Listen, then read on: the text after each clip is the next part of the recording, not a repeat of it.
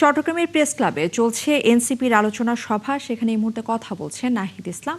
আমরা সরাসরি চলে যাচ্ছি সেখানে।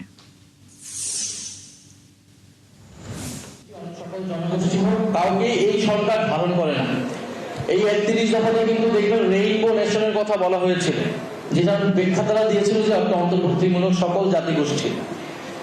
তো যেরকম জুলাই সনদ নিয়ে এই সরকার প্রতারণা করেছে জনগণের সাথে, নির্বাচনের আগে অনেক কিছু বলতে হয়, এই জন্য তারা বলেছে জুলাই সনদে সাইন করেছে। একইভাবে প্রত্যেকটা কমিউনিটির কাছে, হিন্দুদের কাছে গিয়েও কিন্তু তারা মিথ্যাভাবে বলেছে যে তাদেরকে ভোট না দিলে তাদের কোনো নিরাপত্তা থাকবে না। গতকালকে আমরা হিন্দু বন্ধু কমিউনিটির সাথে বসেছি, তারা সেখানে বলেছে।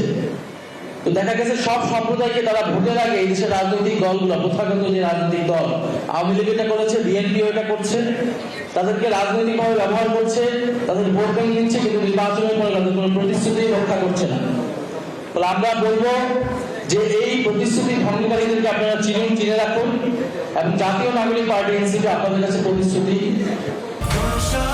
৪৫ বছর ধরে কোটি মানুষের আস্থায় পাইপের বস আরএফএল পাইপ। শুধু মুখের পায়ে বলেছি, আমরা কাজের মাধ্যমে এটা প্রমাণ করব যে আমরা আপনাদের সকল অধিকারের পক্ষে, আপনাদের মানবিক অধিকার, নাগরিক অধিকার এবং সহ নাগরিক হিসেবে আমরা যে সবাই সমান মর্যাদা, সেটাকে আমরা নিশ্চিত করব।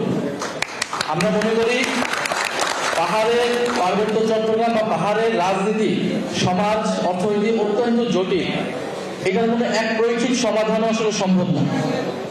সেখানে যারা পাহাড়ি নৃতাত্ত্বিক জনগোষ্ঠী আছে, তারা যেমন বঞ্চিত, তাদের জাতি পরিচয়ের কারণে তারা নির্যাতিত হয়, কখনো কখনো তারা সমান মর্যাদা, সহনাগরিক অধিকার পায় না।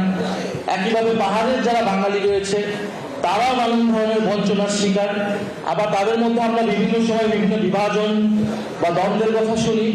তো বাংলাদেশকে যারা বিভাজিত করে রাখতে চায়, বাংলাদেশের নিজস্ব জনগণ, নানান জনগোষ্ঠীর মধ্যে যদি বিভাজন থাকে, এর ফায়দাটা নেয় কিন্তু অন্য দেশ।